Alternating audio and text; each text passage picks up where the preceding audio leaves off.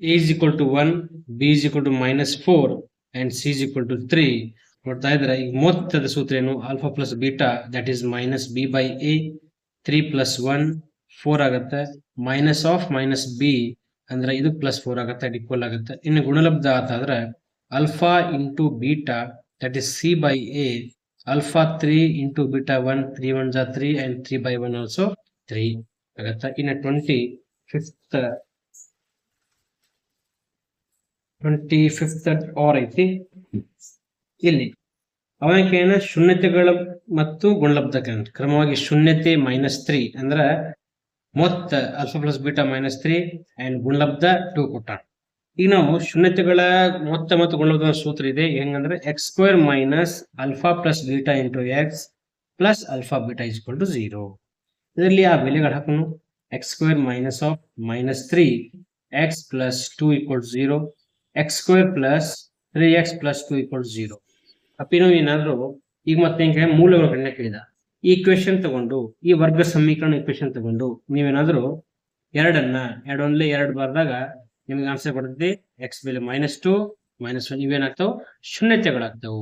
ಈ ಸಮೀಕರಣ ಶೂನ್ಯತೆಗಳು ಏನಪ್ಪ ಅಂದ್ರೆ -2 and -1 ಅಂತ ಆಗ್ತದೆ.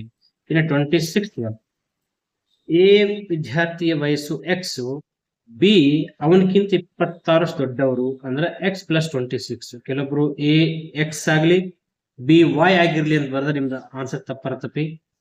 ಬಿ ವೈ ಆಗ್ಬಾರ್ದು, ವೈ ಬಿ ಎಕ್ಸ್ ಗಿಂತ 26 ದೊಡ್ಡ. 3 years ನಂತರ 3 ವರ್ಷ ನಂತರ ಏನಾಗುತ್ತೆ? ಎ ವಯಸ್ಸು x + 3 ಆದ್ರೆ ಬಿ ವಯಸ್ಸು ಏನಾಗುತ್ತೆ? x + 26 + 3 ಆಗುತ್ತೆ. ಸೊ x + 3 and x + 29 ಇವೆರಡು ಗುಣಲಬ್ಧ, ಇಬ್ರದ್ದು ಗುಣಲಬ್ಧವು 360 ಅಂತ ಕೇಳೋಣ.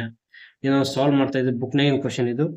ಇದನ್ನ ಸಾಲ್ವ್ ಮಾಡ್ತಾ ಇದ್ರೆ ನಮ್ಗೆ ಏನ್ ಸಿಗುತ್ತೆ ಅಂದ್ರೆ x ಬೆಲೆ -39 and x ಬೆಲೆ 7 ಅಂತ ಸಿಗುತ್ತೆ. ನಿಮ್ಗೆ ಏನಾದ್ರು ಫ್ರೀನಾಗಿ ಎಕ್ಸ್ಪ್ಲನೇಷನ್ ಕೊಟ್ಟಿನಿ, ಅರ್ಥ ಆಗ್ಲಿಕ್ಕಂದ್ರೆ ಒಂದ್ಸಲ ಕಾಮೆಂಟ್ ಬಾಕ್ಸ್ ಅಲ್ಲಿ ಹಾಕಿ ನಾನು ಮತ್ತೆ ತಿಳಿಸ್ತೀನಿ. x -3 ನಾವು ತಗೋಬಾರ್ದು, ಯಾಕಂದ್ರೆ minus negative value. So x = +7. So x +7 ಅಂದ್ರೆ ಎ ನ ವಯಸ್ಸು ಎಷ್ಟು ತಗೊಂಡಿರೋ x ತಗೊಂಡಿವಿ. ಸೊ ಎ ನ ವಯಸ್ಸು 7 ವರ್ಷ ಆದ್ರೆ ಬಿ ನ ವಯಸ್ಸು 26 ವರ್ಷ ದೊಡ್ಡವ. ಮೀನ್ಸ್ 26 + 7 ಮಾಡಿದ್ರೆ 33 ಆಗುತ್ತೆ. ಇನ್ನು 26ನೇ ಕ್ವಶನ್ ಅಥವಾ ಏನ್ ಕೊಟ್ಟಿದ್ದಾವ? ಎರಡು ಕ್ರಮಾನುಗತ ಬೆಸಧನ ಪೂರ್ಣಾಂಕಗಳ ವರ್ಗ ಕ್ವಶನ್. ಬೆಸಧನ ಅಂತ ಗೊತ್ತಾಗುತ್ತೆ. ಕ್ರಮಾನುಗತ ಸಂಖ್ಯೆಗಳು ಬೇರೆ, ಬೆಸ ಬೇರೆ, ಅದರಲ್ಲಿ ಋಣ ಬೇರೆ. ಈಗ x + 1 x + 2 x + 3 ಈ ರೀತಿ ಬರ್ಕೊಂಡು ಹೋದ್ರೆ ಇದು 1ನೇ ನಂಬರ್, 2ನೇ ನಂಬರ್, 3ನೇ ನಂಬರ್, 4ನೇ ನಂಬರ್. ಇಲ್ಲಿ ಬೆಸ ಸಂಖ್ಯೆ ಮಾತ್ರ ಬೇಕು ನಮಗೆ. ಬೆಸ ಸಂಖ್ಯೆ ಅಂದ್ರೆ ಇದು 1 ಬೆಸ, ಇದು 3, ಇದು ಬೆಸ, ಮತ್ತೆ ನೆಕ್ಸ್ಟ್ ಒಂದು ಬೆಸ. ಇವು ಆದ್ರೆ ಸಮ ಸಂಖ್ಯೆ ಆಗ್ತಾವ. ಋಣ ಅಂತಂದ್ರೆ ಮತ್ತೆ ಈ ಕಡೆ x × x - 1 x - 2 ಈ ತರ ಬರ್ಬೋದು. ಈ ಎರಡು ಬೆಸಧನ ಪೂರ್ಣಾಂಕಗಳ ಅಂತ ಹೇಳಿ. ಬೆಸಧನ ಅಂದ್ರೆ ಎರಡು ಪೂರ್ಣಾಂಕಗಳ ಕೊಟ್ರ ಇದನ್ನ ಮತ್ತೆ ತಗೋಬಹುದು. ಬೆಸ ಕೊಟ್ಟಾಗ 1 ಮತ್ತು 3 ತಗೋಬೇಕು. ಸೊ x² + x + 2² ಅವುಗಳ ಮೊತ್ತ ಏನಾಗತ್ತೆ? 290 ಆಗತ್ತಂತೆ. ಇದನ್ನ ನೀವು ಸಾಲ್ವ್ ಮಾಡ್ತಾ ಹೋದ್ರೆ 143, ಅದು 13 11 143, ಇಲ್ಲಿ 2 ಬರಬೇಕು. ಸೊ ನಿಮ್ಗೆ ಆನ್ಸರ್ ಒಂದು -13 ಒಂದು +13 ಬರುತ್ತೆ. ಈಗ ಮೈನಸ್ ನಾವು ನೆಗ್ಲೆಕ್ಟ್ ಮಾಡಿ x ಬೆಲೆ 11 ತಗೊಂಡ್ರೆ ಈ ಆ ಪೂರ್ಣಾಂಕಗಳು ಕಂಡುಹಿಡಿಯಬೇಕಾಗತ್ತೆ. x ಒಂದು 11 ಆದ್ರೆ ಇನ್ನೊಂದು 11 + 2 ಅದು 13 ಆಗುತ್ತೆ. ಒಂದು 11 ಇನ್ನೊಂದು 13 ನಂಬರ್ ಆಗುತ್ತೆ.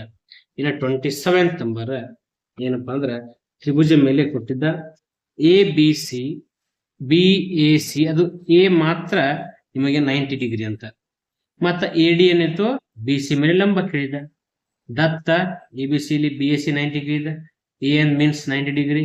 ಸೊ AD ಲಂಬ BC ಕೇಳಿದ. ಈಗ ನಾವು ಏನ್ ಸಾಧನೆ ಮಾಡ್ಬೇಕು? ಕೊಟ್ಟಾನ ಸಾಧನೆ ನೋಡಿ. ಸಾಧನೆ BAC ಒಂದು ತ್ರಿಭುಜ ಮತ್ತು ADB ಒಂದು ತ್ರಿಭುಜ. ಈ ರೀತಿ ಲಂಬ ಕೋನನ ಎರಡನ್ನ ಸಮರೂಪಿ ಮಾಡಿದಾಗ ನಿಮಗ ಏನ್ ಸಿಗುತ್ತೆ ಅಂದ್ರೆ ABC DBA ಇದು ಸಾಮಾನ್ಯ ಬಾಹು. ಇವೆರಡು ಸಮರೂಪಿ ತ್ರಿಭುಜ ಆಕವು. ಕೋನ ಸಮಯ ಇರ್ತೈತಿ. ಇನ್ನ ಇಲ್ಲಿ ನೋಡ್ತಾ ಹೋದ್ರ AB EB/DB, BC/BA, AC/DA ಈ ರೀತಿ ನೋಡಿದಾಗ ಈ ಫಸ್ಟ್ ಏನಾಗ್ತೈತಿ A by D B is equal to B C by A B. ಈಗ ಬಿ ಅಂದ್ರೆ ಒಂದ ಎ ಬಿ ಅಂದ್ರೆ ಒಂದ. So A B into A B is equal to B C into D B, that is A B into A B square is equal to B C into A B. ಇದು ಸಾಧನೆ. ಇಷ್ಟು ಬರ್ದು 3 marks ಇತ್ತು. ಇನ್ನ 28 ತ್ರಿಕೋನಮಿತಿ ಅನ್ವಯ ನೋಡ್ರಿ. ಬುಕ್ನಾಗ question ಇದು, ಇದನ್ನ ಸೊಲ್ಯೂಷನ್ ಇತ್ತು. ಡೈರೆಕ್ಟ್ ಕಾಟ್ ಬದಲಿ cos by sin, tan sin by cos ಬರದ ಇದನ್ನ ಇಲ್ಲಿ LCM ತಗೊಂಡು ಸಾಲ್ವ್ ಮಾಡಿದ್ರೆ ಕ್ಲೀನ್ ಆಗಿ ನೋಡ್ಕೊರಿ. ಪ್ರತಿಯೊಂದು ಸ್ಟೆಪ್ ಬೈ ಸ್ಟೆಪ್ ಬರ್ತೀವಿ. ಈಸಿ ಇದೆ, ಅಂತ ಪರಿ ಟಫ್ ಇರಲಿಲ್ಲ. ಈ ರೀತಿ ಸಾಲ್ವ್ ಮಾಡ್ಬೋದು. ಅಥವಾ ಕ್ವಶನ್ ಇದು ಕೂಡ ಟೆಕ್ಸ್ಟ್ ಬುಕ್ ನಾಗ ಇದ್ದಿದ್ದು, ನಿಮ್ಮ ಲಾಸ್ಟ್ ಆನ್ಸರ್ ಒಳಗೆ ಬರ್ತಿದ್ದು. ಇದನ್ನ ಬಹಳ ರಿಪೀಟಿಕೆಯನ್ನ, ಇದನ್ನ ಸ್ವಲ್ಪ ಇಂಪಾರ್ಟೆಂಟ್ ಅಂತ ತಿಳ್ಕೊರಿ. ಇದನ್ನ ಎಲ್ಲಾ ಕ್ವಶನ್ ಕೇಳಿದ ಕ್ವಶನ್ ಇದು. ಫುಲ್ ಸಿಂಪಲ್ ಐತಿ, ನೋಡಕ್ ದೊಡ್ಡದಾಗೋದು ಮತ್ತೆ ಈಸಿಯಾಗಿ ಬರೆಸಬಹುದು. ಇನ್ನು ನೆಕ್ಸ್ಟ್ ಬಹುಲಕ, ಇಂಪಾರ್ಟೆಂಟ್ ಕ್ವಶನ್. ಬಹುಲಕನು ಕೂಡ ಈಸಿ ಇದೆ, ಮಧ್ಯಾಂಕನೂ ಈಸಿ ಇರುತ್ತೆ, ಸರಾಸರಿ ಈಸಿ ಇರುತ್ತೆ. ಬಟ್ ನೀವು ಬಹುಲಕ ಮಾಡಿದ್ರೆ, ಯಾಕಂದ್ರೆ ಎರಡು ಸರಾಸರಿ ಬಹುಲಕ ಕೇಳ್ತಾನೆ, ಬಿಟ್ರೆ ಬಹುಲಕ ಮಧ್ಯಾಂಕ ಕೇಳ್ತಾನೆ. ಅಂದ್ರೆ ಇದರಲ್ಲಿ ಕಾಮನ್ ಯಾವುದು? ಬಹುಲಕ ಇರ್ತೈತಿ. ಅದನ್ನೊಂದು ಮಾಡಿದ್ರು ನೀವು ಕರೆಕ್ಟ್ ಆಗಿ ಮಾಡ್ಬೋದು ಅನ್ಕೋತೀನಿ. ಇನ್ನ 30 ಕ್ವಶನ್ ಪ್ರಮೇಯ ಇರ್ತೈತಿ. ಎಲ್ಲಾರು ಪ್ರಮೇಯ ಬರೀತೀರಿ, ಅದು ಬಾಯದಿಂದ ಉಚ್ಚಕ್ಕೆ ಸ್ಪಷ್ಟ ಸಾಧಿಸಿ ಅಂತ ಹೇಳಿ ಆರಾಮ ಇರ್ತಿ. ಇನ್ನು 31ನೇ ಕ್ವಶನ್ ಸ್ವಲ್ಪ ಜನ ಕನ್ಫ್ಯೂಸ್ ಆಗ್ಯಾರ. ಯಾಕಂದ್ರ ಎ ಬಿ ಸಿ ತ್ರಿಭುಜ ಒಳಗ ಪಿ ಎ ಬಿ ಯ ಮಧ್ಯ ಬಿಂದು ಮತ್ತೆ ಕ್ಯೂ ಎ ಸಿ ಯ ಮಧ್ಯ ಬಿಂದು ಅಂತ ಹೇಳಿ ಡೀಟೇಲ್ ಕೊಟ್ಟಿದ್ದ. ಈಗ ನಮಗ ಜಿ ಇದು ತ್ರೈಭಾಜಕ ಒಳಗ ಇದು 1 ಮತ್ತು ಇದು 2 ಇರುವಂಗ ನಾವು ಸಾಧಿಸಬೇಕಾಗಿ ಹೇಳಿದ್ದ. ನಮಗ್ ಪಿ ಬೆಲೆ ಗೊತ್ತಿಲ್ಲ. ಸೊ ಪಿ ಬೇಕು ಅಂದ್ರೆ ಎ ಮತ್ತು ಬಿ ಯ ಮಧ್ಯ ಬಿಂದು ಆಗುವುದರಿಂದ ನಾವು ಮಧ್ಯ ಬಿಂದು ಸೂತ್ರ x2 x1 y2 y1 ಹಾಕೊಂಡು ನಾವು ಪಿ ಬೇಕು ಹಿಡಿತೀವಿ. ಆ ನಂತರ ಇದನ್ನ ಸಾಧಿಸಬೇಕು. ಯಾವ ರೀತಿ ಅಂತಂದ್ರ ಇಲ್ಲಿ G of X Y that is m1 x2 plus m2 x1 by m1 m2 m1 y2 plus m2 y1 by m1 m2 ಹಾಕೊಂಡು ಇದು 4, 3 ಮತ್ತು ಈ ರೀತಿ ನಾವು ಎಲ್ಲ ಇದನ್ನ ನಾವು ಈಕ್ವಲ್ ಮಾಡಿ ನೋಡಿದ್ರೆ m1 by m2 that is 1/2 ಅಂತ ಸಿಗುತ್ತೆ. ಅಂದ್ರ ಪಿ ಜಿ ಸಿ 3 ಭಾಗ, ಇವು ತ್ರೈಭಾಜಕ ಆದ್ರ ಇದು 1 ಭಾಗ ಆದ್ರೆ ಇದು 2 ಭಾಗ ಹೇಳ್ಕೊಡ್ತೈತಿ. ಆ ರೀತಿ ಇದನ್ನ ಸಾಧಿಸಬೇಕು. ಇನ್ನ 32 ಇದು ಸ್ವಲ್ಪ ಡಿಫ್ರೆಂಟ್ ಕ್ವಶನ್ ಇತ್ತು, ಆದ್ರೂ ಮಾಡಬಹುದಿತ್ತು. KLM ಕಂಸ ಪಿ ಕ್ಯೂ ಆರ್ ಕಂಸ 4:1 ಕೇಳಿ. KLM ಅಂತಂದ್ರೆ ಇದು 90 ಡಿಗ್ರಿ ಆಗುತ್ತೆ. 90 ಡಿಗ್ರಿಯಿಂದ 90/360 2πr1 by P Q R 45/360 2πr2 is equal to 4/1. ಇಲ್ಲಿ 2π ಕ್ಯಾನ್ಸಲ್, 360 ಕ್ಯಾನ್ಸಲ್, 45 1 45 2 90. ಸೊ ಇಲ್ಲಿ ಮತ್ತೆ 2r1 by 1r1 is equal to 4/1. ಇಲ್ಲಿ 2 1 2 ಕ್ಯಾನ್ಸಲ್ ಅಂದ್ರೆ r0 ಆಗುತ್ತೆ, 2/1 ಆಗುತ್ತೆ. ಅಂದ್ರೆ r1 ಅಂತಂದ್ರೆ ದೊಡ್ಡದು, KLM ತ್ರಿಜ್ಯ 2 ಆದ್ರೆ ಪಿ ಕ್ಯೂ ಆರ್ ತ್ರಿಜ್ಯ 1 ಆಗತ್ತಂತ. ಇದು ತ್ರಿಜ್ಯ 2 ಅಲ್ಲ, ಬಟ್ ಅನುಪಾತ ಒಳಗ ಇದು 2 ಇದ್ರೆ ಇದು 1 ಇರ್ತೈತೆ ಅಂತ ಅರ್ಥ. ಬಟ್ ನನಗ ಆಲ್ರೆಡಿ KLM ತ್ರಿಜ್ಯ ಕೊಟ್ಟಾನ 7 ಅಂತೇಳಿ. 2 ಭಾಗ ಅಥವಾ 2 ಪ್ರಮಾಣ 7 ಆದ್ರೆ 1 ಪ್ರಮಾಣ ಎಷ್ಟಾಗತ್ತೆ? 7/2 ಆಗತ್ತೆ.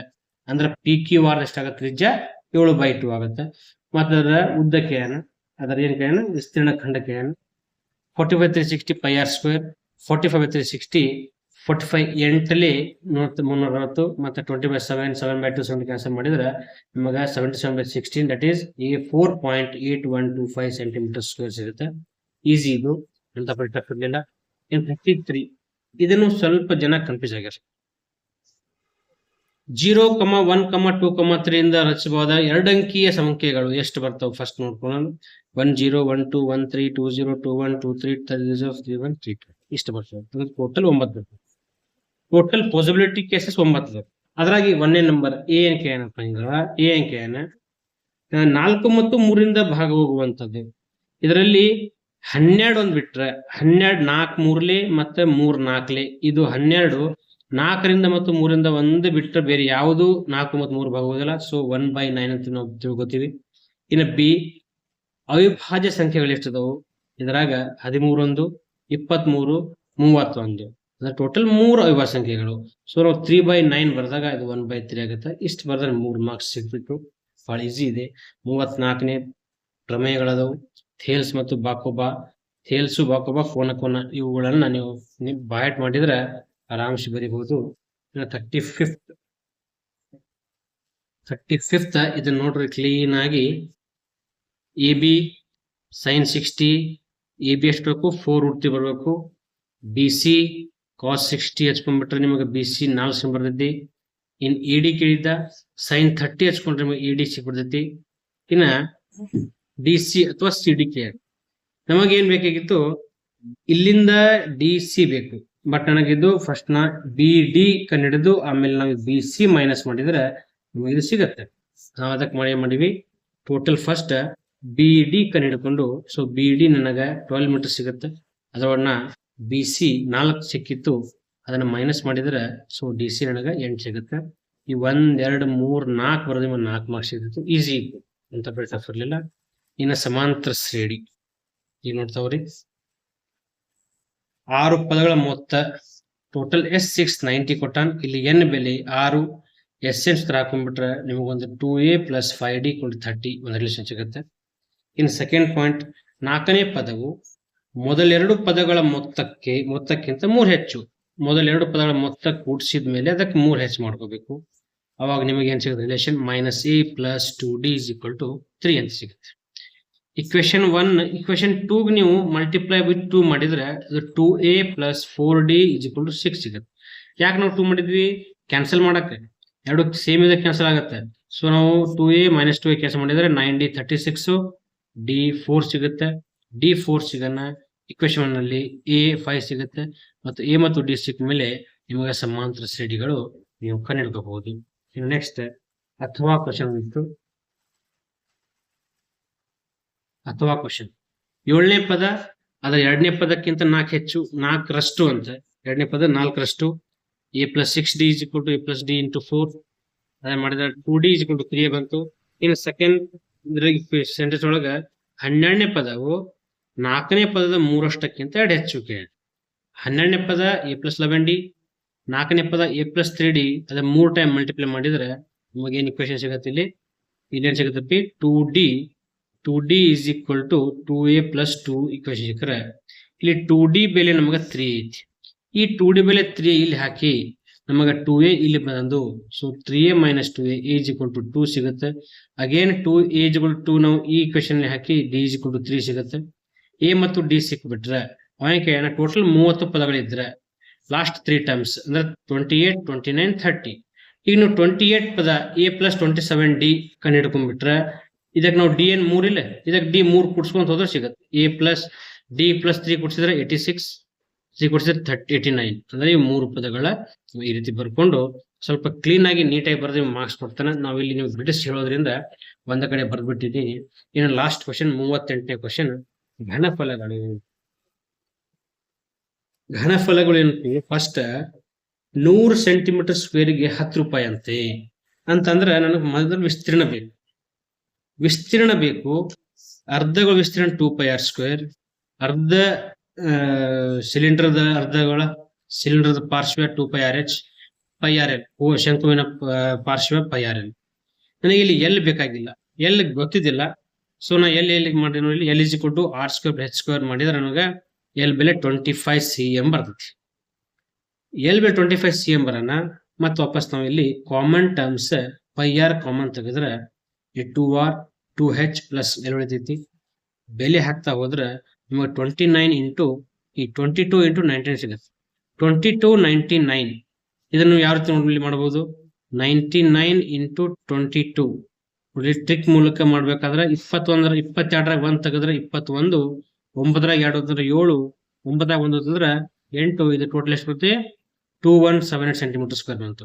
ಬಟ್ ಅವ ಕೇಳಿ ನನಗೆ 100 ಸೆಂಟಿಮೀಟರ್ ಸ್ಕ್ವೇರ್ 10 ರೂಪಾಯಿ ಅಂತಂದ್ರೆ /100 × 10 ಮಾಡಿದ್ರೆ 0 ಕ್ಯಾನ್ಸಲ್. ಇದು 2178/10 ಇಟ್ ಇಸ್ 217.8 rupees ಆಗುತ್ತೆ. ಇನ್ನು ಘನಫಲಕ್ಕೆ ಘನಫಲ ಅಂದ್ರೆ ಆಲ್ಮೋಸ್ಟ್ ಎಲ್ಲದೂ ಘನಫಲ ಬರೋದು ಸುತ್ತ ಬರ್ತೀವಿ. ನಿಮ್ಗೆಲ್ಲ ಬೆಲೆ ಗೊತ್ತಿದೆ. ಎಲ್ಲ ಬೆಲೆಗಳನ್ನ ನೀಟಾಗಿ ಹಾಕಿ ನೀವು ಆನ್ಸರ್ನ ತೆಗೆದು ನೋಡಿದ್ರೆ 6570.66 ಸೆಂಟಿಮೀಟರ್ ಬರುತ್ತೆ. ಇಲ್ಲಿಗೆ ನಿಮ್ಮ ಗಣಿತ ಪೇಪರ್ ಎಂಡಾತು. ಇದನ್ನ ಕ್ಲೀನ್ ಆಗಿ ನೋಡ್ರಿ, ಇದನ್ನೆಲ್ಲ ಬಿಡಿಸ್ಕೊರಿ. ಮತ್ತೆ ನಿಮಗೆ ಡೌಟ್ ಬಂದಿತ್ತು ಅಂದ್ರೆ ಕಾಮೆಂಟ್ ಬಾಕ್ಸ್ ಒಳಗೆ ಹಾಕ್ರಿ. ಯಾವ ಕ್ವಶನ್ ಡೌಟ್ ಇದೆ ನಾನು ಅದನ್ನು ಮತ್ತೊಮ್ಮೆ ನಿಮಗೆ ತಿಳಿಸೋ ಪ್ರಯತ್ನ ಮಾಡ್ತೀನಿ. ಎಲ್ರಿಗೂ ಧನ್ಯವಾದಗಳು.